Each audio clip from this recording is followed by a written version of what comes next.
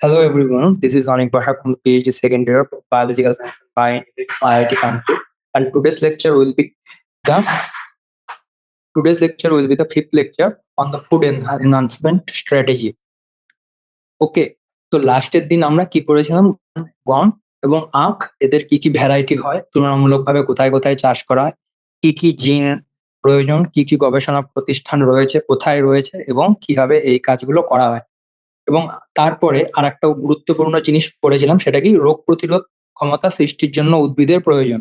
আগের দিন আমি কি করেছিলাম, তোমাদেরকে একটা গ্রাফের মাধ্যমে বিভিন্ন দুটো আলাদা আলাদা জিনের কিভাবে তারা একে অপরের সাথে ইন্টারঅ্যাক্ট করে এবং কিভাবে একটি জিনকে যেটা হয়তো রোগ প্রতিরোধ করতে সক্ষম সেটাকে একটি ভ্যারাইটি থেকে অন্য ভ্যারাইটিতে ক্রমাগত ব্রিডিং এর মাধ্যমে ক্রস ব্রিডিং করে করে সেই জিনটিকে নিয়ে আসা যায়, সেই জিনিসটাকে দেখানো হয়েছিল। আজকে এখানটা দেখবো যে এরা কয়েকটি গুরুত্বপূর্ণ আহ উদ্ভিদের রোগ সম্পর্কে আলোকপাত করেছে। তো এখানে মূলত উদাহরণস্বরূপই দেওয়া আছে। এখানে বলে রাখা ভালো যে যখন আমরা অ্যানিমেল বা মানুষের কোনো রকম রোগ সম্পর্কে ডিসকাস করে থাকি, তখন সেই ক্ষেত্রে আমরা অনেক কিছুকে সমান গুরুত্ব দিই।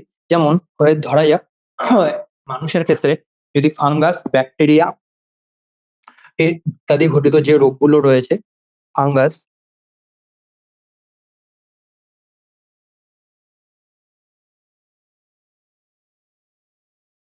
বা ছত্রাক, যেটাকে আমরা ছত্রাক বলি, এর মধ্যে কি কি আসে? দাঁত বাগেরা অনেক কিছু আসে। এবং আর কি রয়েছে? ব্যাকটেরিয়া এবং ভাইরাস। এবার উদ্ভিদের ক্ষেত্রে কি হয় ব্যাপারটা? উদ্ভিদের ক্ষেত্রে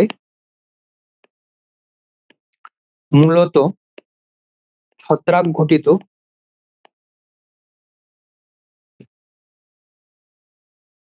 ছত্রাক ঘটিত রোগের সংখ্যাই বেশি বলা যেতে পারে। মানে বেশিরভাগ যে উদ্ভিদের রোগগুলো হয়ে থাকে সেটা মূলত ছত্রাক ঘটিত। এবার অসুবিধাটা হচ্ছে গিয়ে এখানে আমরা কিন্তু যখনই মানে এই চ্যাপ্টারটা অনেকটা এরকম, এখানে কিন্তু আমরা উদ্ভিদ বলতে যে কোনো উদ্ভিদের কথা বলছি না, মূলত সেই সব উদ্ভিদের কথাই বলা হচ্ছে যেগুলোকে ন্যাচারালি চাষ করা হয়ে থাকে, অথবা অথবা আহ যেগুলো এগ্রিকালচারই ইম্পর্টেন্ট। আমরা যে কোনো গাছ সম্পর্কে এখানে ডিসকাস করবো না। তো এখানে কয়েকটি গাছের উদাহরণস্বরূপ বলা রয়েছে, তার মধ্যে একটা রয়েছে গমের বাদামি মরিচা রোগ। ওকে, ছত্রাক ঘটিত রোগের মধ্যে কি রয়েছে? এক বলছে গমের বাদামি মরিচা। তো গমের বাদামি মরিচা এই নামটির সাথে হয়তো তুমি পরবর্তী কালেও দেখবে অনেকটা পরিচিত হতে পারছো না। তার জন্য এর ইংরেজি নামটা যেটা, সেটাও যথেষ্ট ইম্পর্টেন্ট, যে সেটাকে বলা হয় ব্রাউন রাশ অফ হুইট। তো এটা একটা গমের ছত্রাক ঘটিত রোগ। আমরা গমের ছত্রাক ঘটিত রোগের লক্ষণটা দেখব। এই হচ্ছে গিয়ে এর লক্ষণ। মূলত যে গাছের যে পাতা থাকবে সেই পাতার মধ্যে অনেক ছোট ছোট ছোট এরকম পিম্পল টাইপের ছোট ছোট গুটির মতো এরকম দেখা যায়। এটাকে বলা হয় এটাকে বলা হয় মরিচা রোগ। এবার গমের ক্ষেত্রে মরিচা রোগ তিন রকমের হতে পারে। গমের ক্ষেত্রে কি কি মরিচা রোগ দেখা যেতে পারে? একটা হচ্ছে গিয়ে লিফ রাশ, বুঝতে পারছো, এটা পাতায় হয়, কেন? এরপর আরেকটা আছে হচ্ছে গিয়ে স্ট্রাইপ রাশ। স্ট্রাইপ রাশটা কি?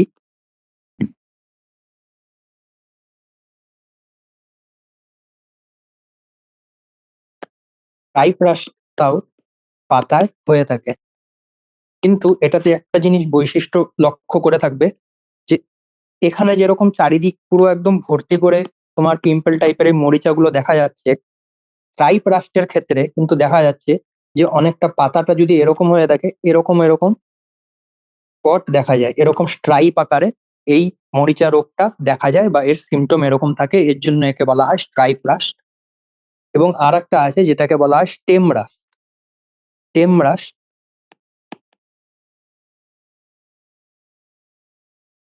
স্টেম রাস্ট কোথায় হয়? স্টেম রাস্ট হয়ে থাকে কাণ্ডে। ওকে, অর্থাৎ ধরা যাক এটা যদি সোম গাছ হয়ে থাকে, এখান থেকে পাতা সব বেরোবে। যে কাণ্ডটা রয়েছে পিম্পল টাইপের কাণ্ডের মধ্যে দেখা যায়। এবং এই যে এই তিনটি রাষ্ট্রের কথা বললাম, ব্রাউন রাস্ট তিন রকমের হয়, একটা হচ্ছে leaf rust, stripe rust, stem rust. এবং এই তিনটি রোগ গম গাছের ক্ষেত্রে অত্যন্ত গুরুত্বপূর্ণ, কারণ এই তিনটি রোগই মূলত প্রত্যেক বছর ভারতবর্ষ সহ পৃথিবীতে প্রচুর পরিমাণে ইকোনমিক লস করে থাকে। আর সব থেকে বড় অসুবিধা হচ্ছে গিয়ে যেটা, এর যে স্পোর গুলো থাকে, এর স্পোর গুলো মূলত যখন জন্মায় তখন কিন্তু ভারতবর্ষের যে পাহাড়ি এলাকা রয়েছে, যেমন হিমাচল হয়ে গেল বা উত্তরের দিককার কোনো রাজ্য হয়ে গেল, মূলত সেখান থেকে এদের যে স্পোর গুলো আছে সেটা বায়ু দ্বারা বাহিত হয়ে হয়ে হয়ে সমগ্র ভারতবর্ষে ধীরে ধীরে নিচের দিকে সরবরাহ হয় এবং তারা বিভিন্ন রকমের রোগ সৃষ্টি করে। এবং লিফ রাষ্ট্রের যেটা সব থেকে গুরুত্বপূর্ণ, যে বর্তমানে আর একটা রাষ্ট্র তৈরি হয়েছে যাকে বলা হয় যে সুদান ব্ল্যাক রাশ। সুদান ব্ল্যাক রাশ সম্পর্কে বইয়ে লেখা নেই, কিন্তু এই রোগের কোনো প্রতিষেধক নেই। গেল? এর জন্য কি করা হচ্ছে, তোমরা হয়তো কিছু বছর আগেও শুনে থাকবে যে পশ্চিমবঙ্গের এই রোগটা, ঠিক আছে বলা যাক, এই রোগটা যেটা আছে এটাকে সুদান ব্ল্যাক রাস্ট বলে। এখানে যেরকম ব্রাউন রাস্ট হয় এটাতে ব্ল্যাক রাস্ট হয়। এবং এর প্রবলেম হচ্ছে এটা, এই রোগটাও খুব দ্রুত ছড়িয়ে পড়তে পারে, কিন্তু রাস্টকে যেরকম ফাঙ্গিসাইড স্প্রে করে কিছুটা সম্ভব দমন করা যায়, সুদান ব্ল্যাক রাস্টকে তুমি সেই দমন করতে পারবে না। এবং এই অসুবিধাটার জন্য সুদান ব্ল্যাক রাস্ট কিন্তু পৃথিবীময় ছড়িয়ে পড়ছে। এবং এটাকে পৃথিবীতে যদি এই রোগটি ছড়িয়ে পড়ে তাহলে গম গাছের চূড়ান্ত ক্ষতি হতে পারে, এবং হয়তো আমরা পরবর্তী ফেমিন একটা বিশ্বজোড়া দেখতে পারি। এবং কিছু বছর আগেও যদি তুমি নজর দেখে থাকবে, সুদান ব্ল্যাক রাশ বাংলাদেশের অনেক এলাকায় ছড়িয়ে গেছিল কিছু কিছু জায়গায়। এবং তার জন্য অনেক গমের ফিল্ড, যেটা অ্যাকচুয়ালি মুর্শিদাবাদ নদিয়ার দিকে যে জায়গাটা বাংলাদেশের সাথে বর্ডার শেয়ার করে, সেখানে গম গাছের অনেক ফিল্ড, যাতে কোনো রকম কি বলে রোগের প্রাদুর্ভাব বা বাংলাদেশ থেকে যাতে কোনো রকম ব্ল্যাক রাস্ট পশ্চিমবঙ্গ ছড়িয়ে পড়তে না পারে, তাই সেখানকার অনেক গম গাছের ফসল পুড়িয়ে দেওয়া হয়েছিল। তো রাস্ট একটি খুবই মারাত্মক একটা রোগ, যেটা মূলত ডাইরেক্টলি মানুষকে এফেক্ট না করলেও এই রাষ্ট্রের জন্য কিন্তু পৃথিবীতে অনেকবার অনেক জায়গায় দুর্ভিক্ষ দেখা গেছে। কারণ গম গাছ, যে গম যে রয়েছে, যে হুইট, সেটা কিন্তু পৃথিবীর অধিকাংশ লোকেদের স্টেপল ফুড। অর্থাৎ আমরা যেরকম পশ্চিমবঙ্গের লোকেরা দের কাছে ভাত যেরকম একটা স্টেপল ফুড, সেরকম পৃথিবীর বেশিরভাগ লোকেদের কাছে কিন্তু সাউথ ইস্ট এশিয়া ছাড়া যারা মেনলি ওয়েস্টার্ন কান্ট্রিজ রয়েছে, সেখানে কিন্তু গম ওদের কাছে একটা স্টেপল ফুড। যে কোনো ব্রেড থেকে শুরু করে যাই ওরা পাস্তা যাই হোক, সব কিন্তু গমের উপরেই ডিপেন্ড করে। তাই গমের সেমাই কিন্তু খুবই গুরুত্বপূর্ণ রোগ ওদের কাছে এবং সারা পৃথিবীর কাছে। এর জন্যই মূলত যদিও এখানে কেবলমাত্র বইতে শুধুমাত্র এক্সাম্পল দেওয়া রয়েছে, কিন্তু মনে রাখতে হবে গমের বাদামি মরিচা বা গমের যে কোনো রোগ কিন্তু পুরো পৃথিবীর কাছে খুবই মারাত্মক। তো গমের মরিচা সম্পর্কে বেশি কিছু আর বলার নেই, এটাই হচ্ছে গিয়ে এর বৈশিষ্ট্য। এরপরে কি রয়েছে, এরপরে যদি আমরা দেখি লেখা আছে আখের লোহিত পচন। আখের লোহিত পচন মানে কি, এখানে একটু বলে দেওয়া যাক। বলা হচ্ছে যে আখের লোহিত পচন, আমি বাংলা নামটা লিখি, লোহিত পচন কে বলে রেড রট অফ সুগার কেন। তো সুগার কেনের রোগ কেন এতটা ইম্পর্টেন্ট যে তোমাদেরকে পড়তে হচ্ছে? তো সুগার, এগুলো কোনো রকম সাইন্টিফিক নয়, এখানে সেরকম ভাবে বলা নেই। আমিও হয়তো সাইন্টিফিক নেম বলে ব্যাপারটাকে আরো জটিল করব না। তো মোটামুটি আমি যদি এটুকু বলতে চাই যে অ্যাকচুয়ালি কিরকম হয়, কেন ইম্পর্টেন্ট আর জিনিসটা কি। তো আখের লোহিত পচনের আগে জানতে হবে আখের লোহিত পচন কেন এতটা ইম্পর্টেন্ট। মূলত ভারতবর্ষে যে চিনি তৈরি হয়, ভারতবর্ষের যে চিনি, মূলত ভারতবর্ষের যে চিনি তৈরি হয়, এটার বৈশিষ্ট্যটা কি? আখের থেকে চিনি মূলত দুটো জায়গা থেকে তৈরি হতে পারে। একটা হচ্ছে গিয়ে সুগার বিট, যেটাকে আমরা বিটরুট বলি বা বিট গাজরও বলে অনেক জায়গায়, এবং আখ। এবার বিট গাজর থেকে যে আহ চিনিটা তৈরি হয় সেটা কিন্তু স্বচ্ছ হয় না, কিছুটা লাল কালারের মতো থাকে, এবং এদেরকে অনেক সময় ব্রাউন সুগারও বলা হয়। যাই হোক, এবং চিনির ক্ষেত্রে ব্যাপারটা কি, চিনিটা একদম ক্রিস্টাল আসে, একদম সুন্দর স্বচ্ছ ক্রিস্টাল দানাদের মতো হয়। ঠিক তাই জন্য ভারতবর্ষে যে চিনি তৈরি হয় সেটা কিন্তু পৃথিবী জোড়া নাম রয়েছে, এবং সেটা আজকে থেকে নয়, এটা মূলত ইংরেজ শাসনকালের আগে থেকেই ভারতবর্ষে যে চিনি উৎপাদন হয় সেটা কিন্তু পুরো পৃথিবী জোড়া বিখ্যাত। এবং সেইখানে আখের লোহিত পচন এমন একটা রোগ যেটা কিন্তু সব থেকে মারাত্মক আখের ক্ষেত্রে। কারণ কি?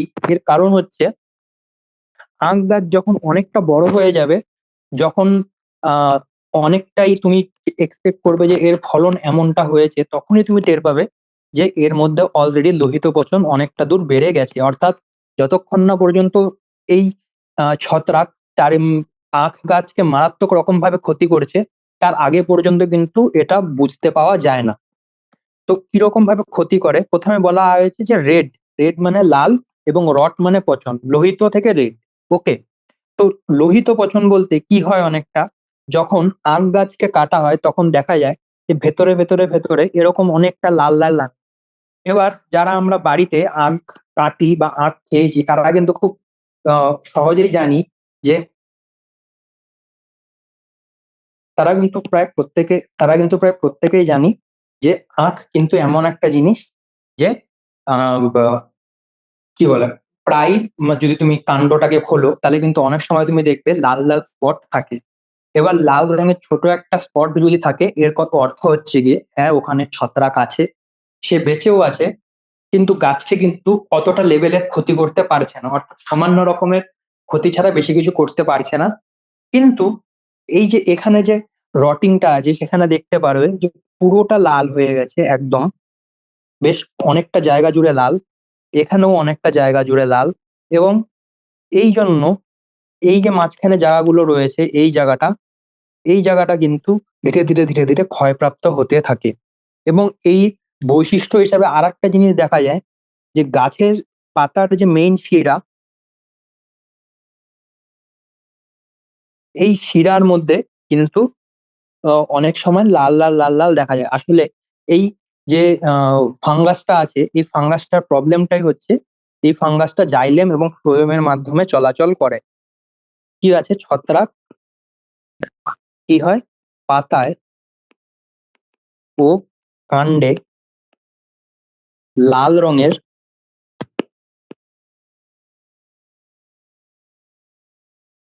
পচন তৈরি করে। এবার পচন বলতে গেলে কি, পচন বলতে গেলে এখানে বোঝানো হয়েছে ছত্রাক বলতে গেলে যে ছত্রাক গুলো হয় তারা কি করে, তারা এই যে এই জায়গাটা রয়েছে, এরকম এরকম জায়গা রয়েছে যে জায়গাটা লাল হয়ে গেছে, সেখানে বিভিন্ন রকমের এনজাইম সিক্রেট করে। এবার এনজাইম যখন, এনজাইমের মধ্যে কি কি থাকবে, সেলুলোজ, হেমিসেলুলোজ, অ্যারাবিনোজ, এগুলো থাকে। এগুলো কেন থাকে? কারণ আমরা জানি যে প্ল্যান্টের যে সেল ওয়াল হয়, যে কোষ প্রাচীর হয়, সেটার মধ্যে সেলুলোজ থাকে, হেমিসেলুলোজ থাকে, অ্যারাবিনোজ থাকে। তো এই জিনিসগুলোকে ধীরে ধীরে সরানোর জন্য এই ছত্রাকগুলো কি করে, এরা বিভিন্ন রকমের ডাইজেস্টিভ এনজাইম সেখানে নিঃসরণ করে, এবং এর ফলে ধীরে ধীরে সেই জায়গাটা পাতলা হয়ে যায়, এবং তারপর ছত্রাক সেই যেখান থেকে পুষ্টি পদার্থ গ্রহণ করে। এবং এর ফলে কি হয়, এর ফলে আখ গাছ ভিতর থেকে ফাঁপা হয়ে যায়, অর্থাৎ যে পরিমাণ তাতে চিনি থাকা প্রয়োজন সেই পরিমাণ হয় না। এবং যেহেতু আমি বলেছি যে ভারতবর্ষে চিনির কিন্তু বিশ্বজোড়া দাম একটাই জন্য, যে এটা একদম ক্রিস্টাল হয়, এর মধ্যে কোনো রকমের কালার থাকে না। এবার প্রথমে যদি এই ছত্রাকটি এসে লাল রঙের কালার তৈরি করে দেয়, তাহলে কিন্তু ভারতবর্ষের থেকে যে চিনিগুলোকে বাইরে দেওয়া হবে সেটার মধ্যেও একটা লালচে রঙের আভা থাকতে পারে, যেটা কিন্তু একদমই কাম্য নয়। তার জন্য এই রোগটিকে খুব গুরুত্বপূর্ণ হিসেবে ধরা হয়, কারণ এটা ভারতবর্ষের বৈদেশিক মুদ্রা অর্জনের ক্ষেত্রে একটা অন্যতম বাধা। তো এটা ছিল রেড রট অফ সুগার কেন। এটাকে বোঝার বাইরে থেকে দেখতে পাওয়া যায় না, কিন্তু বোঝার সব থেকে ভালো উপায় হচ্ছে গিয়ে, তুমি যদি দেখো কোনো একটি গাছের যে পাতার যে মেইন শিরা রয়েছে, সেই জায়গাটায় কোনো রকমের লাল লাল স্পট আছে, তোমার উচিত সেখানে গিয়ে সেই গাছটিকে একটু ভালো করে পর্যবেক্ষণ করা, পারলে একটা স্টেম কেটে নিয়ে দেখা যে ভিতরে লাল রঙের পচন কতটা আছে বা আদৌ হয়েছে কিনা। তো এটা হচ্ছে গিয়ে আখের রেড রট। আখের রেড রটের পর কি বলেছে, আলুর বিলম্বিত ধসা। এবার আলুর বিলম্বিত ধসা বলতে গেলে কি, এটা 3 নম্বর রোগ যেটা ছত্রাকের মধ্যে দিয়েছে। আলু বিলম্বিত ধসা গেল।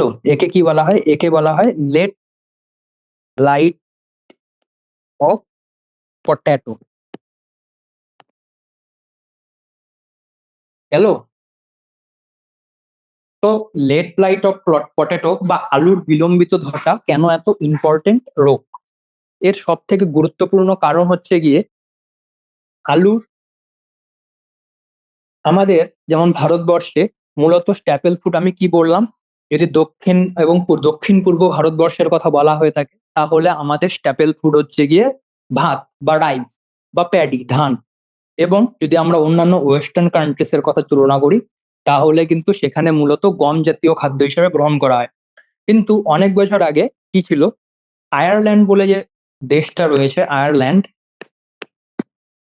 এখানকার স্টেপল ফুড হচ্ছে আলু।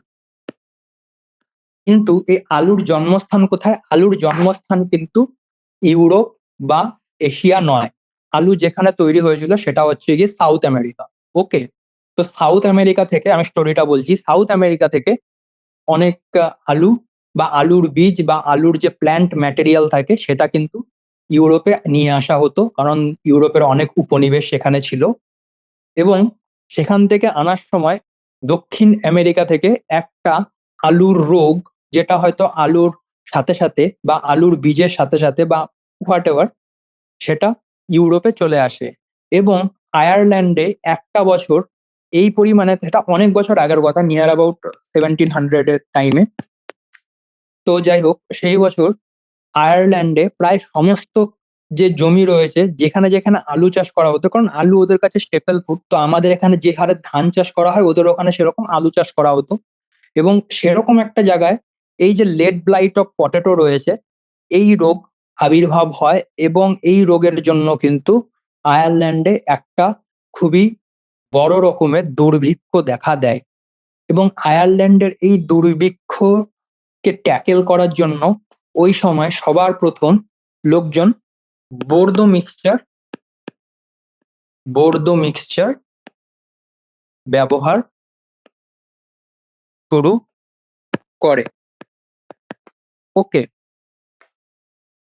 তো এই রোগটিকে কেন এতটা গুরুত্বপূর্ণ বলা হয়, কারণ হচ্ছে গিয়ে যারা মানে হোস্টেলে থাকো বা বাড়ির বাইরে থাকো তারা কিন্তু জানো যে এখন ইন্ডিয়ান খাবারে বা যে কোনো জায়গাকার খাবারে আলু কিন্তু একটা মাস্ট ভেজিটেবল। যেখানে আলু একটা সময় পর্যন্ত ভারতবর্ষে ছিলই না, কিন্তু এখন কিন্তু আলু কিন্তু যে কোনো জায়গাকার একটা মাস্ট ভেজিটেবল। গরিব থেকে যারা বড় লোক তারা সবাই আলুটাকে পছন্দ করে বা সবজিতে দেয়। তার জন্য আলুর যাতে কোনো রকম ইন্টারনাল মার্কেটে যাতে কোনো রকম প্রবলেম না হয় তার জন্য কিন্তু আলুর বিলম্বিত ধসা এটা খুব গুরুত্বপূর্ণ। এবং এর একটা খুব হিস্টোরিক্যাল সিগনিফিকেন্সও আমি তোমাদেরকে বললাম, যে আয়ারল্যান্ডে আহ, এই রোগের জন্য অনেকটা প্রবলেম হয়েছিল। এবং সেই সময় কি হয়েছিল, অ্যান্টন ডি ব্যারি বলে একজন ছিল, অ্যান্টন ডি ব্যারি, তিনি লেড ব্লাইটের উপর লেড ব্লাইটের উপর গবেষণা করেন। এবং তিনি একজন ব্রিটিশ ছিলেন এবং তিনি লেড ব্লাইটের ওপর, সরি জার্মান ছিলেন তিনি। এবং তিনি মূলত মাইক্রোবায়োলজির উপর কাজ করতেন এবং তখন তিনি জানতে পারেন যে আলুর যে এই বিলম্বিত গবেষণা করেন এবং তিনি জানতে পারেন যে আলুর যে বিলম্বিত ধসা আছে এর জন্য দায়ী এক ছত্রাক। ছত্রাকটির নাম তোমাদের কতটা প্রয়োজনে আসবে সেটা আমি জানি না। ফাইটোপথরা ইনফেস্টেন্স। এর নাম ছিল ফাইটোপথোরা। Phytophthora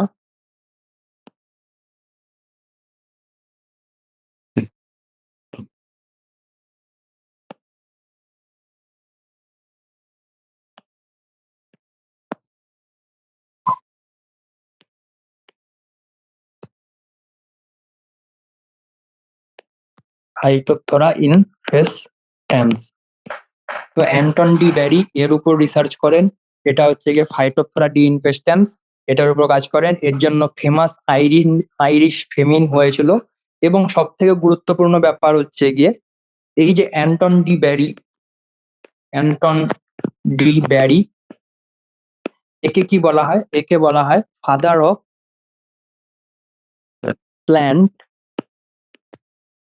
pathology. মূলত এখানে আজকে যা পড়ানো হবে সেখানে কিন্তু একটু বায়োলজি কম থাকবে। এবং মূলত এই জিনিসগুলো অ্যাকচুয়ালি এগ্রিকালচারে যখন আমি ছিলাম থার্ড ইয়ারের দিকে, তখন আরো অনেকটা ডিটেলস আমাদের পড়ানো হতো। এখানে অতটা পড়ানোর সুযোগ নেই, তবুও আমি চেষ্টা করবো যতটা সম্ভব আমাদেরকে এই বিষয়ে আপডেট করা। এবং লেড ব্লাইট অফ পটেটোটা কি হয়? লেড ব্লাইট অফ পটেটোতে এরকম এরকম এরকম দাগ পড়ে যায়। এবং এই যে নেক্রোসিস, মানে নেক্রোসিস বলতে গেলে এই জায়গাগুলোতে যে সেলগুলো থাকে, এই সেলগুলো মৃত হয়, মৃত কোষ। ওকে। তো এবার পাতার যদি বেশিরভাগ কোষ যদি মৃত হয়, তাহলে গাছের সব থেকে বড় যে সমস্যাটা হয়ে থাকে সেটা হচ্ছে গিয়ে সালোক সংশ্লেষে বাধা। তো যে গাছ সালোক সংশ্লেষ বেশি তৈরি করতে পারছে না, সে বেশি গ্লুকোজও তৈরি করতে পারছে না। এবার গ্লুকোজ তৈরি করতে পারছে না বলতে গেলে তো বেচারা স্টার্চও তৈরি করতে পারছে না। এবার যে গাছ বেশি পরিমাণে স্টার্চ তৈরি করতে পারবে না, সে আর কতটা পরিমাণ কার্বোহাইড্রেট একটি আলুতে সঞ্চয় করবে? অবশ্যই কম। তার জন্য এই রোগ যখন হয় তখন কিন্তু নর্মাল যে সাইজের আলু পাওয়া যায় তার তুলনায় অনেকটাই কম সাইজের আলু হয়। এবং এই রোগটা খুব প্রচুর পরিমাণে প্রোডাকশনের যে ইল্ড হয়, যত কেজি পাওয়া উচিত তার তুলনায় কিন্তু সেটাকে অনেকটা কমিয়ে দেয়। এবং এটা সব থেকে বড় প্রবলেম হচ্ছে গিয়ে প্রচন্ড ছোঁয়াচে। একটা জমি থেকে পাশের জমিতে জমিতে মানে হবে, প্রায় ধরেই রাখা উচিত এরকম। তো এই হচ্ছে গিয়ে, এটাকে বলা হয় হচ্ছে গিয়ে লেট ব্লাইট। তো এখানে ছত্রাক ঘটিত এক্সাম্পলের মধ্যে 3টে এক্সাম্পল দেওয়া রয়েছে। এবার দেখবো ব্যাকটেরিয়া ঘটিত রোগগুলো কি কি, বা ব্যাকটেরিয়া ঘটিত কি কি রোগ রয়েছে। এটাকে দেব 2 নম্বর, উদ্ভিদের ব্যাকটেরিয়া ঘটিত রোগ।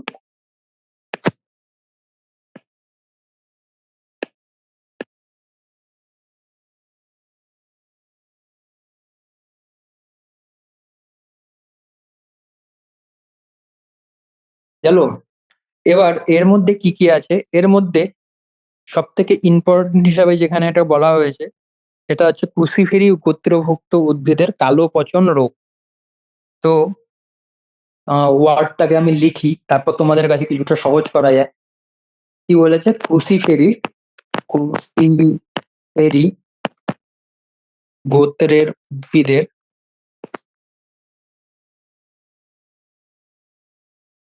কালো পচন। গেল। তো ক্রুসিফেরি গোত্রের কি কি উদ্ভিদ রয়েছে বা কি কি ইম্পর্টেন্ট উদ্ভিদ রয়েছে, তার মধ্যে একটা রয়েছে সর্ষে। যত রকমের মাস্টার্ড, ক্যানোলা এগুলো দেখে থাকবে সবকিছু কিন্তু ক্রুসিফেরি। তারপর আরেকটা রয়েছে অ্যারাবিডপসিস। এটা মনে রাখতে হবে, অ্যারাবিডপসিস যে প্ল্যান্টটাকে সমস্ত রকমের উদ্ভিদের এক্সপেরিমেন্টের জন্য ইউজ করা হয়, সেটা কিন্তু অ্যাকচুয়ালি ক্রুসিফেরি গোত্রের অন্তর্ভুক্ত। আর কি রয়েছে ক্রুসিফেরির মধ্যে? আর সব থেকে ইম্পর্টেন্ট ক্রপ ক্রুসিফেরির মধ্যে সেটা হচ্ছে গিয়ে মূলো। গেল, মূলো বা র্যাডিশ যেটাকে বলে, রাফানিস রাফানেস্টাম। তো এই সর্ষে, অ্যারাবিডপসিস, মূলো। এবং এদের কি হয়, এইসব উদ্ভিদের কি হয়, এইসব উদ্ভিদের ক্ষেত্রে, ও সরি সরি, ক্রুসিফেরির মধ্যে আরো কয়েকটা ইম্পর্টেন্ট রয়েছে, এটার নামটা বলতে ভুলে গেলাম। মূলো রয়েছে, মূলোর পর কি রয়েছে? বাঁধাকপি, ফুলকপি এবং ব্রকোলি। গেল। তো এবার সর্ষে, অ্যারাবিডপসিস, মূলো, বাঁধাকপি, ফুলকপি, ব্রকোলি, এই উদ্ভিদগুলোর বা এই এগ্রিকালচারাল ক্রপ গুলোর ইম্পর্টেন্টটা কোথায়? এবার ব্যাপারটা হচ্ছে গিয়ে যে আমরা যখন শীতকালের দিকে কিন্তু এই ক্রপ গুলো বা এই শস্যগুলো কিন্তু ভারতবর্ষে প্রচুর পরিমাণে উৎপাদন করা হয়। কারণ এই শস্যগুলোর উৎপাদনে অতটা পরিমাণ জলের প্রয়োজন হয় না এবং যেহেতু সবুজ বিপ্লবের পর একটা জমিতে সারা বছরই ফসল ফলানো সম্ভবপর হয়েছে, সেই জন্য কিন্তু সর্ষে, ফুলকপি, বাঁধাকপি এগুলোর প্রচন্ড গুরুত্ব রয়েছে।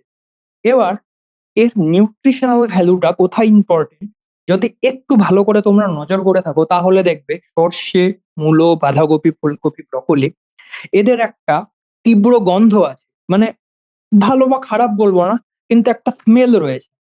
সেই স্মেলটা কিন্তু মূলত সালফার ঘটিত অনেক জৈব যৌগের জন্য হয়ে থাকে।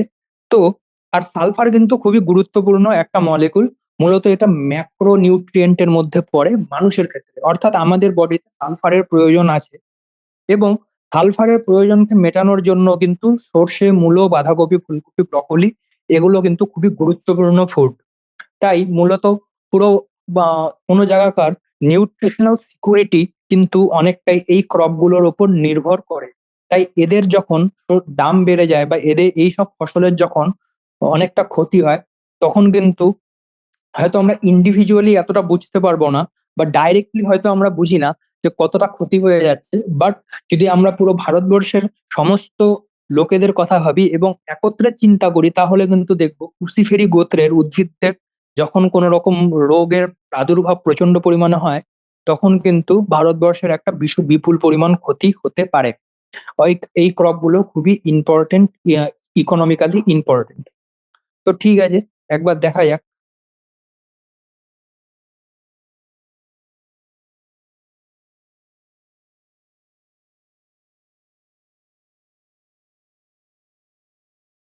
কি ইম্পর্টেন্ট, একটা হচ্ছে গিয়ে ব্ল্যাক রট অফ ক্রুসিফেরি।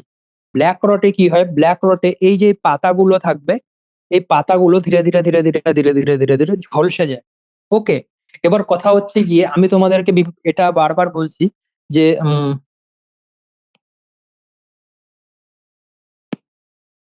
ঠিক আছে, আমি যেটা তোমাদেরকে বারবার বলছি যে পাতা ঝলসে যাচ্ছে, এই হচ্ছে এই যে সিমটম গুলো আছে, সেগুলো কিন্তু অন্যান্য কারণেও হতে পারে। দেখা গেল এটা আসলে কোনো রকম ম্যাঙ্গানিজ ডেফিসিয়েন্সির ক্ষেত্রেও হয়তো এরকম কোনো একটা লক্ষণ দেখা দিতে পারে। তো কোনোভাবে কোনো একটি উদ্ভিদে কোনো ম্যাঙ্গানিজ ডেফিসিয়েন্সির জন্য সিমটম ক্রিয়েট হয়েছে, অথবা এটা কোনো রকম ভাবে কোনো এক ছত্রাক দ্বারা আক্রান্ত, তাই জন্য এরকম রোগের সিমটম তৈরি হয়েছে, সেটা কিন্তু বোঝার জন্য তোমাকে আরো অনেক কিছু বিচার বিবেচনা করতে হবে। জাস্ট পাতা এরকম কালো হয়ে গেছে মানে এর মধ্যে ছত্রাক রয়েছে, এমন কোনো ব্যাপার নেই।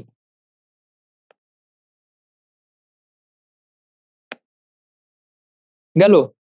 তো এই ছিল হচ্ছে গিয়ে ব্ল্যাক রট অফ ক্রুসিফেরি। ক্রুসিফেরির মধ্যে কি সব আছে সেটা তোমরা জানতে পারলে। এরপর আছে হচ্ছে কি টোবাকো মোজাইক। এটা সরি, তোমাদেরকে ভুল ছবি দিয়ে দিয়েছি।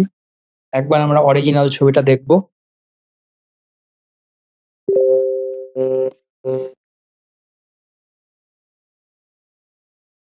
উম,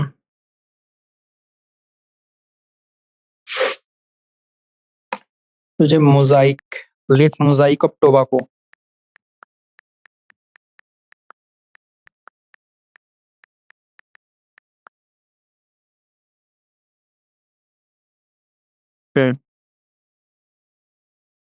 অনেকটা এরকম হয়ে যায়, এরকম হলুদ হলুদ হলুদ হলুদ হলুদ হলুদ হলুদ হলুদ স্পট তৈরি হয়। অর্থাৎ যেটা আমি বলতে চাইছি সেটা হচ্ছে গিয়ে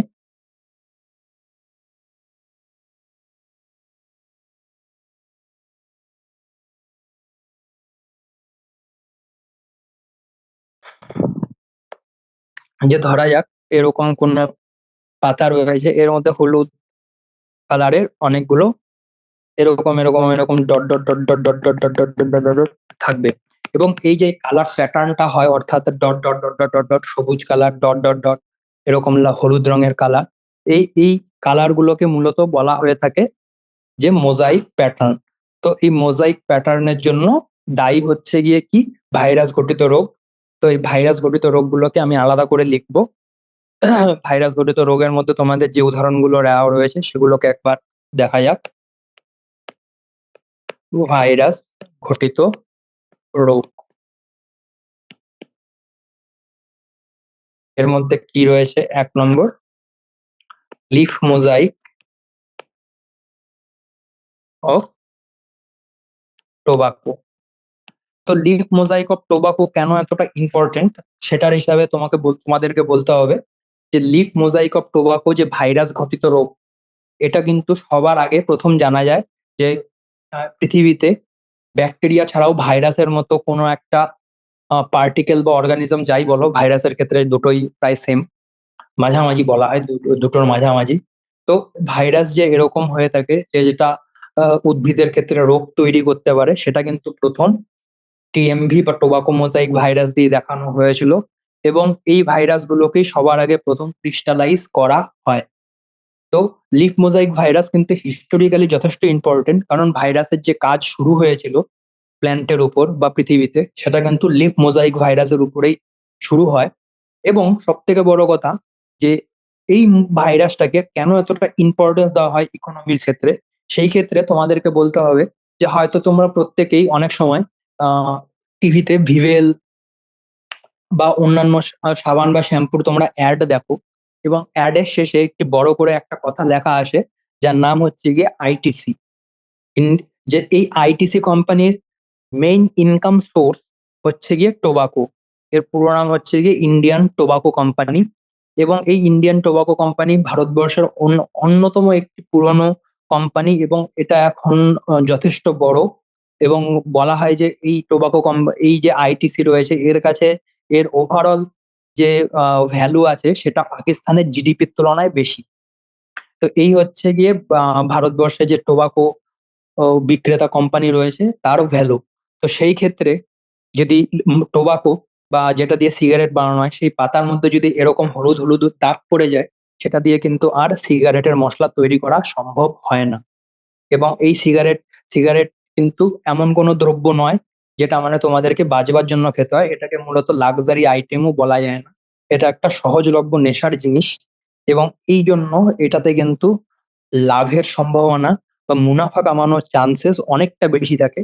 তাই টোবাকো মোজাইক ডিজিজের উপর অনেক কাজ হয়ে গেছে। এখন আমি এই বিষয়ে বলবো না যে ওয়েদার সিগারেটটা বা খাওয়াটা ভালো বা খারাপ, কিন্তু এখানে এটা বলতে চাই যে হ্যাঁ, টোবাকো মোজাইক ভাইরাসের কিন্তু সমগ্র ইকোনমির ওপর যথেষ্ট একটি গুরুত্বপূর্ণ ভূমিকা রয়েছে। এবং এই জন্য টোবাকো মোজাইক ভাইরাসকে তোমাদের পাঠ্য বইতে মেনশন করা রয়েছে। টোবাকো মোজাইক ভাইরাসের পর আর একটা কি ভাইরাসের কথা বলা হয়েছে, সেটা হচ্ছে গিয়ে শালগম মোজাইক ভাইরাস। শালগম মোজাইক ভাইরাস, এবার তোমাদেরকে বলা হোক শালগমকে কি বলা হয়। শালগমকে ইংরেজিতে বলা হয় টার্নিপ। তো এটা হচ্ছে গিয়ে টার্নিপের পাতা। একটু যদি ভালো করে দেখবে, এখানেও দেখবে এরকম ছোট ছোট ছোট ছোট ছোট ছোট প্যাটার্ন তৈরি হয়েছে, ছোট ছোট ছোট ছোট প্যাটার্ন দেখা যায়। এই ধরনের জিনিসগুলোকে বলা হয় মোজাইক। তো এরপর থেকে এই মোজাইক অন্যান্য কারণেও তৈরি হতে পারে, যেটা তোমাদেরকে আগেও বললাম।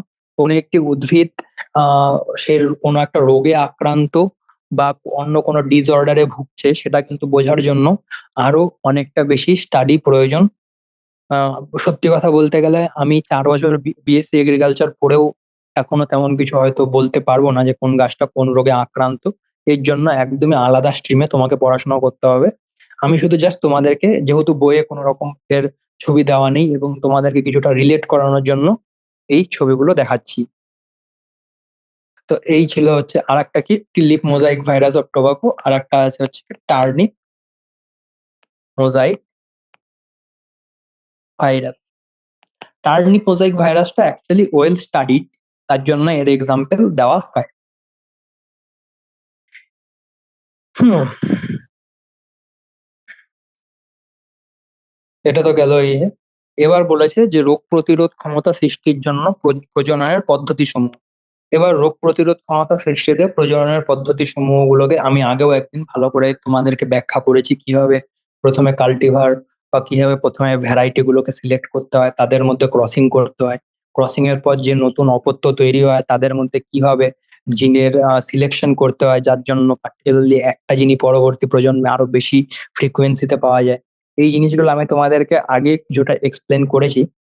তো এখানে আলাদা করে কি বলা রয়েছে সেটা একটু দেখবো। এখানে মূলত অন্যান্য কথাগুলো বলা হয়েছে এবং এখানে অনেকগুলো শস্য এবং তাদের ভ্যারাইটি এবং তাদের কি রোগের জন্য ব্যবহার করা হয় এগুলো সম্পর্কে বর্ণনা করা রয়েছে। এই জিনিসগুলো তোমাদেরকে পড়তে হবে এবং মনে রাখতে হবে। আলাদা করে বোঝাবার জন্য এখানে কিছুই নেই। এবং তোমাদেরকে এই পোর্শনটুকু মনে রাখতে হবে। ওকে, গেল। আর এখানে একটা জিনিস বলা ভালো, যে জিনিসটা হয়তো তোমাদেরকে যেটা আমার ছোটবেলায় অনেকটা কোশ্চেন ছিল এবং আমি পরবর্তীকালে জানতে পারি, যে অধিকাংশ ভ্যারাইটির আগেই দেখবে এরকম একটা কথা লেখা থাকে, পুষা, PUSA, পুষা। এবার এই পুষা আসলে কথাটা কেন, মানে এরকম ভাবে কোনো একটা ভ্যারাইটি যেটাকে নর্মালি এরকম বলা যেত যে বরবটির ব্যাকটেরিয়া ঘটিত ব্লাইটের এগেইনস্টে কি কাজ করে, পুষা অনলি কোমাল। তো কোমাল না বলে সেটাকে কেন পুষা কোমাল বলা হচ্ছে। তো এবার ব্যাপারটাকে তোমাদেরকে আমি কিছুটা এক্সপ্লেন করি। পুষা বলে দিল্লিতে একটা জায়গা রয়েছে যেটাকে পুষা নগর বলা হয়। ওকে। এবং পুষ্পানগরেই রয়েছে IRI, Indian agricultural research institute. এবং এই এগ্রিকালচারাল রিসার্চ ইনস্টিটিউট থেকে যতগুলো ভ্যারাইটি বা যে ভ্যারাইটি গুলো রিলিজ হয়ে থাকে তাদের নামের আগে এই ওয়ার্ডটা তুমি খুঁজে পাবে, যে পুষা। আর অ্যাকচুয়ালি পুষা পুরো নাম হচ্ছে গিয়ে ফিলিপ অফ দি USA। এটার পিছনে আলাদা স্টোরি আছে। ফিলিপস বলে একজন আমেরিকার লোক ছিলেন, তিনি ভারতবর্ষে প্রথম এগ্রিকালচারাল একটা ইনস্টিটিউট খুলেছিলেন। কোথায় খুলেছিলেন সেটা হচ্ছে গিয়ে আহ দিল্লি, সরি, বিহারেও একটা পুসা বলে জায়গা আছে, যাকে এখন Rajendra Prasad university for agriculture বলা হয়। তো সেই পুসাটা আগে বিহারে ছিল। বিহারে একটা ভূমিকম্পের সময় সেখানকার অনেক বিল্ডিং ভেঙে যায় এবং পরবর্তীকালে সেই যে ইনস্টিটিউটটা রয়েছে, রয়্যাল এম্পিরিয়াল ইনস্টিটিউট ফর এগ্রিকালচার, সেই ইনস্টিটিউটটাকে তারপর দিল্লিতে স্থানান্তরিত করা হয়। এবং দিল্লিতে যখন স্থানান্তরিত করা হয়, বিহারে যে জায়গাটা রয়েছে সেটার নামও যেমন পুসা, দিল্লিতে যে জায়গাটা রয়েছে সেটাকেও তখন সেরকমই নামকরণ করা হয়, ফিলিপস অফ USA, পুসা এরকম নামে। এবং IRI বা দিল্লি থেকে মনে রাখবে যতগুলো ভ্যারাইটি রিলিজ হয় সেই ভ্যারাইটি গুলোর আগে লেখা থাকে পুসা।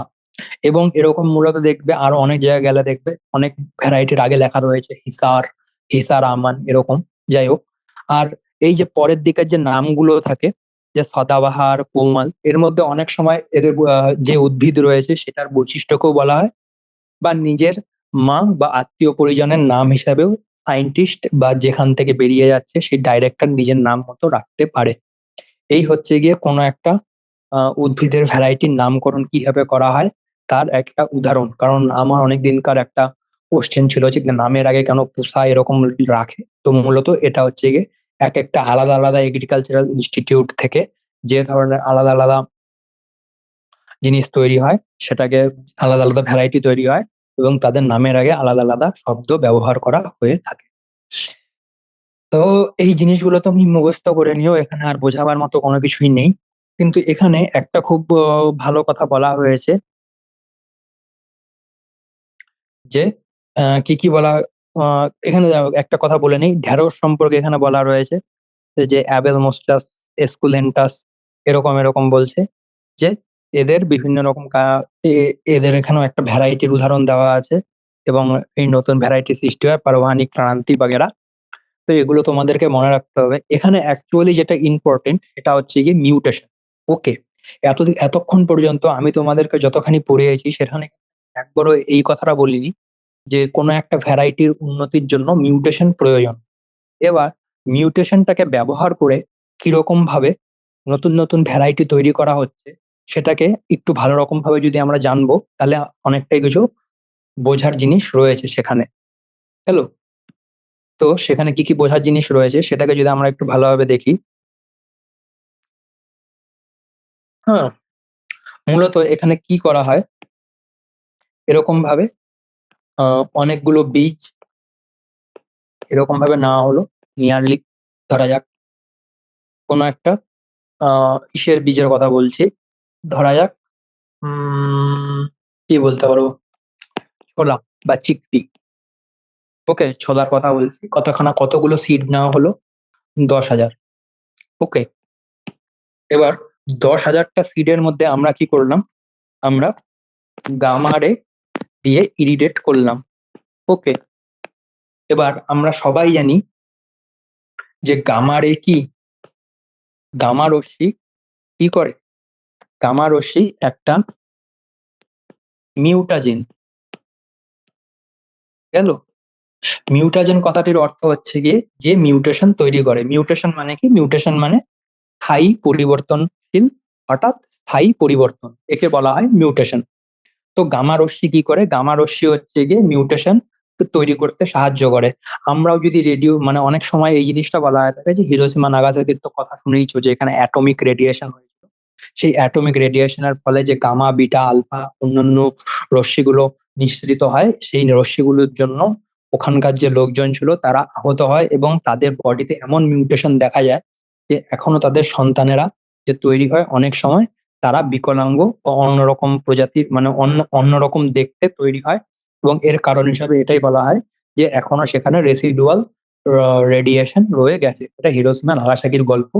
এবার উদ্ভিদের ক্ষেত্রে কি করা হয়? এরকম ধরা যাক 1000খানা 10,000খানা ছোলা নেওয়া হলো, তাদের মধ্যে গামা রশ্মি দিয়ে ইরিডেট করা হলো। এবার এদের কথা হচ্ছে গিয়ে যে মিউটেশন মূলত কোনো একটা আহ প্রজাতিতে ক্ষতিই করে থাকে। কারণ ক্ষতি করে থাকে বলতে গেলে মূলত মিউটেশন দ্বারা যে বৈশিষ্ট্যগুলো তৈরি হয় সেগুলো কিন্তু মূলত লিথাল হয়। অর্থাৎ মানে যেরকম তুমি এরকম দেখবে না যে কোনো একটা মানুষ মিউটেন্ট হয়ে অনেকটা ক্ষমতাবান হয়ে গেল। যদি অনেকে কেউ কমিক্স বুক বাগেরা কেউ পড়ে থাকো তাহলে তোমরা অনেকেই জানো যে মার্বেল কমিক্স এর যে একটা সুপার হিরো টিম রয়েছে এক্স ম্যান, তারা কিন্তু নিজেদেরকে অ্যাজ এ মিউটেন্ট বলে দাবি করে। তাদের দাবি হচ্ছে গিয়ে গল্পে যে তারা তাদের মধ্যে কিছু একটা মিউটেশন হয়েছে, সেটা স্বতঃপ্রণোদিত হতে পারে বা অন্য কেউ সেটাকে ইনডিউস করেছে কেউ, এবং তার দ্বারা তারা নতুন নতুন ক্ষমতার অধিকারী হয়। তো আমাদের এখানে তো মানুষের ক্ষেত্রে দেখা গেছে যে মিউটেশন গুলো অধিক মতলব নিয়ার অ্যাবাউট 100%ই লেথাল হয়। কোনো একটা মানুষ এরকম ভাবে মিউটেশনের ফলে হুট করে শক্তিবান হতে পারে না। কিন্তু উদ্ভিদের ক্ষেত্রে কিন্তু এই প্রবলেমটা নেই। তাই আমরা কি প্রচেষ্টা করি যে 10,000খানা, 1,00,000খানা, 10,00,000খানা ছোলা নিয়ে তাদের মধ্যে আমরা গামারে ইনডিউস করি এবং গামারের ফলে ধরা যাক 10,000-এর মধ্যে প্রায় 9,000খানা যে ছোলার বীজ ছিল সেগুলো খারাপ হয়ে যায়। অর্থাৎ সেখান থেকে আর জার্মিনেশন হয় না, সেখান থেকে আর অঙ্কুরোদ্গম হয় না। বাকি যে রয়ে গেল 1,000খানা, এগুলোকে কি করা হয়? সেগুলোকে জমিতে বোনা হয়। গেল? এরকম 1,000টা যে ছোলার 1,000খানা ছোলার সিডকে জমিতে বোনা হলো। সেখান থেকেও দেখা যায় যে মাত্র 100খানা উদ্ভিদ জন্মালো। এর কারণ কি? কারণ হচ্ছে গিয়ে যেটা আমি আগেও বলেছি যে অধিকাংশ মিউটেশনই ডেট্রিমেন্টাল হয়। গামা রে দিয়ে আমরা এটা এক্সপেক্ট করতে পারি না যে 1,000খানা 10,000খানা ছোলার মধ্যে 10,000খানা ছোলাই বেঁচে যাবে, কারণ অধিকাংশ ছোলাই গামা রে দ্বারা ক্ষতিগ্রস্ত হয় এবং মরে যায়, ছোলার বীজ আর কি। এবার দেখা গেল 100খানা গাছ জন্মেছে জাস্ট কোনো রকম ভাবে। 100খানা গাছের মধ্যে দেখা গেল যে কেবলমাত্র 50খানা গাছ আলু ছোলা তৈরি করতে সক্ষম। গেল? তো এরকম ভাবে একটা জায়গায় এরকম 50টা ছোলার গাছ আছে, এরকম আমরা উপর থেকে দেখছি। এই ছোলার গাছগুলোর মধ্যে কি করা হবে? কোনো একটা ছত্রাক ছড়িয়ে দেওয়া হবে এরকম করে। গেল? এবার আমাদের এক্সপেকটেশনটা কি ছিল? আমাদের এক্সপেকটেশনটা ছিল যে 10,000খানা আহ উদ্ভিদের মধ্যে যদি আমরা মিউটেশন করি, এমনটা হতে পারে যে 10,000খানা উদ্ভিদের মধ্যে অ্যাটলিস্ট একটা উদ্ভিদে এমন মিউটেশন হবে যে সেটা এই ছত্রাকের আক্রমণ প্রতিরোধ করতে সক্ষম।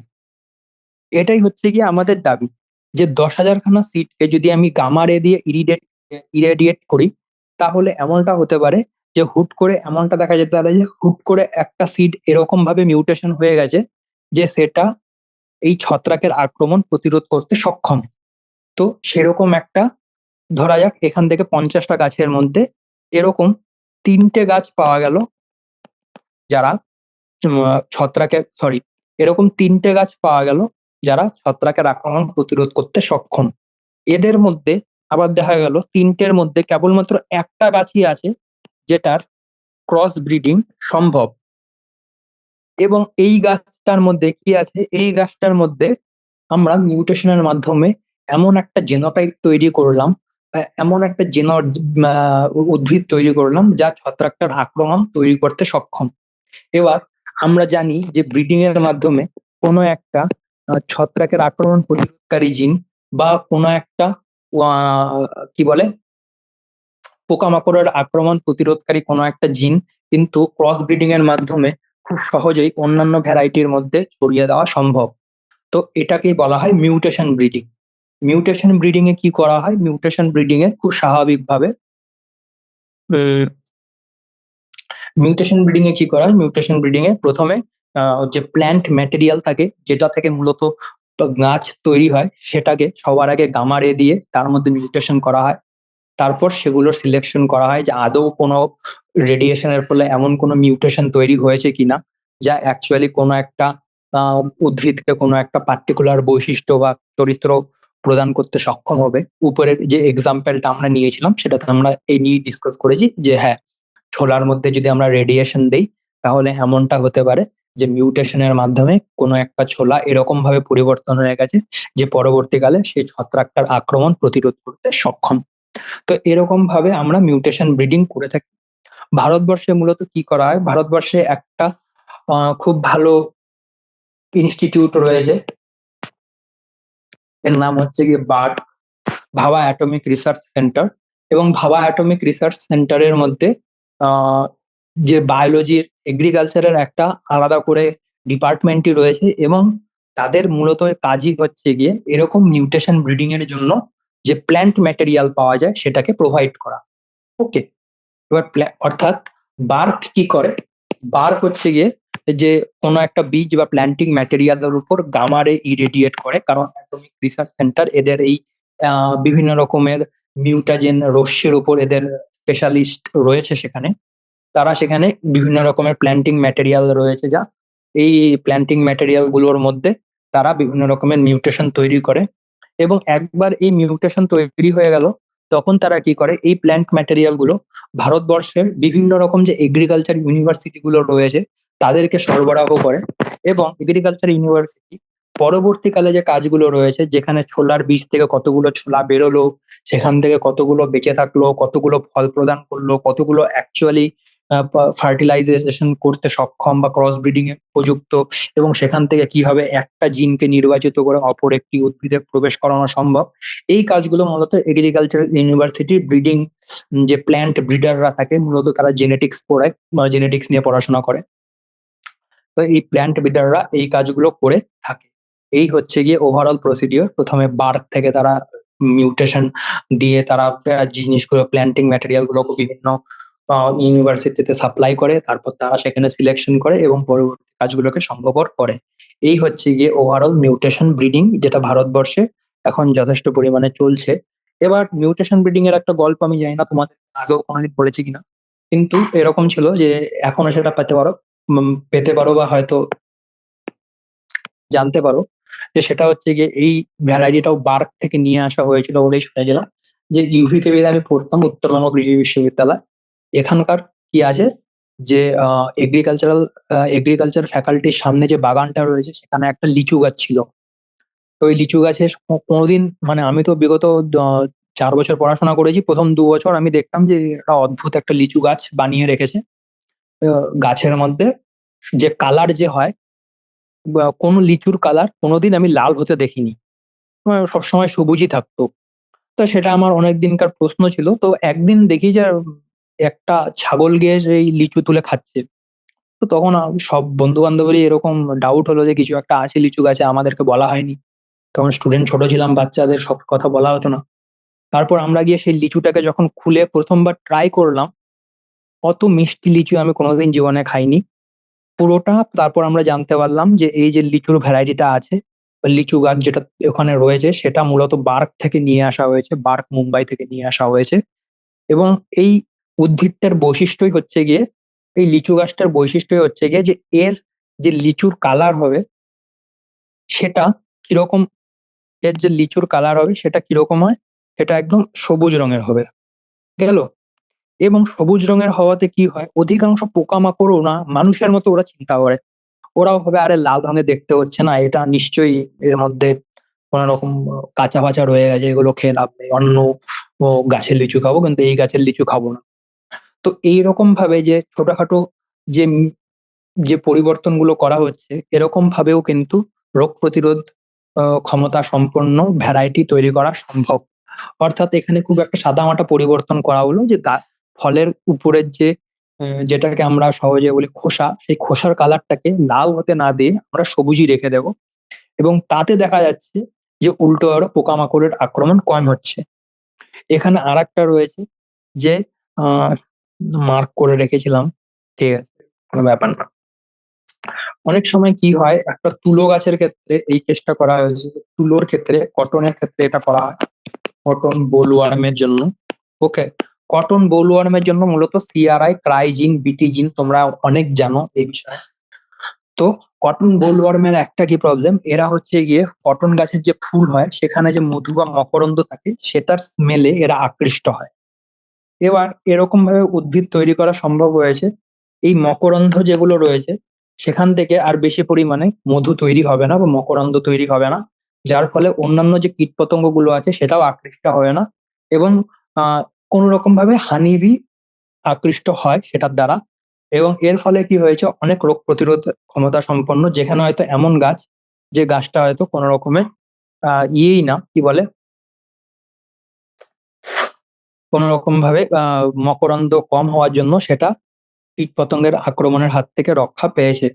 এবার এখানে বলা হয়েছে যে পতঙ্গ পেস্টের বিরুদ্ধে রোগ প্রতিরোধ ক্ষমতা সৃষ্টি কিভাবে করা হয়, পতঙ্গ এবং রোগেদের বৃদ্ধি সেটা তোমাদেরকে পড়ানো হলো। এবার দেখবো যে কি কি উদাহরণ তোমাদের এখানে দেওয়া রয়েছে, কারণ এখান থেকে কোশ্চেন আসবে এবং এগুলো আমার খুব গুরুত্বপূর্ণ মনে হয়।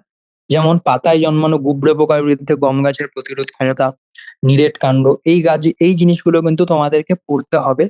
আমি জাস্ট এটুকু বলতে পারি যে প্রথমে একটা উদাহরণ বলা রয়েছে জ্যাসিড। জ্যাসিড হচ্ছে খুব ছোট্ট ছোট্ট ছোট্ট ছোট্ট পোকা, কিন্তু প্রচুর পরিমাণে থাকে এবং এই পোকাটা মূলত দেখতে এরকম হয়। ওকে, এই হচ্ছে গিয়ে জ্যাসিড।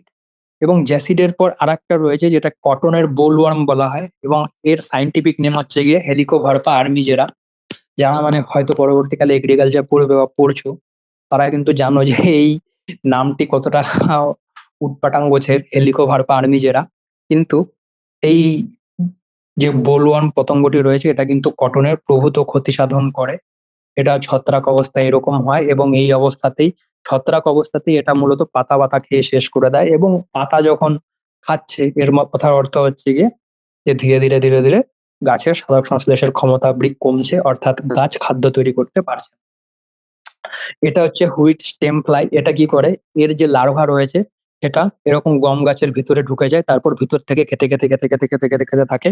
তুমি খেতে গিয়ে এমন করে একটা গম গাছের উপর থেকে এমন করে উপরে হাত দিয়ে তুলবে, তুমি দেখতে পারবে উপর গম গাছের উপরে এমন করে দেখতে পারবে যে কি বলে,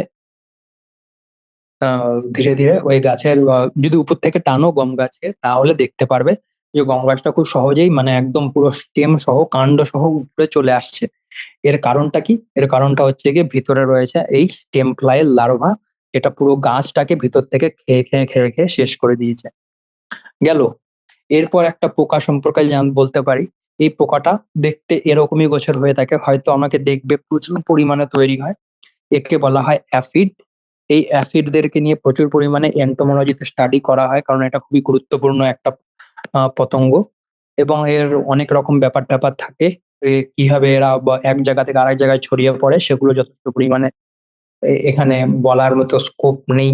তাই আমি কিছুটা এড়িয়ে যাচ্ছি। কিন্তু এখানে কোন কোন ভ্যারাইটি পুষা গৌরব, কি কি পেস্টের এগেইনস্ট এ বা কি কি পতঙ্গের এগেইনস্ট এ কি কি রয়েছে সেটা কিন্তু একটু ভালো করে নজর রাখ। এই ছিল আজকের পড়া। এখান থেকে মূলত বোঝাবার অতটা বেশি কিছু নেই। তোমাদেরকে মনে রাখতে হবে কিন্তু পরবর্তী দিন যে আমরা যেটা পড়বো সেটা হচ্ছে বায়ো ফর্টিফিকেশন। কিভাবে বায়ো ফর্টিফিকেশন করা হয় সেখানে অনেকটাই মলিকুলার বায়োলজি বা ডিএনএ টেকনোলজি সম্পর্কে আমরা জানতে পারবো।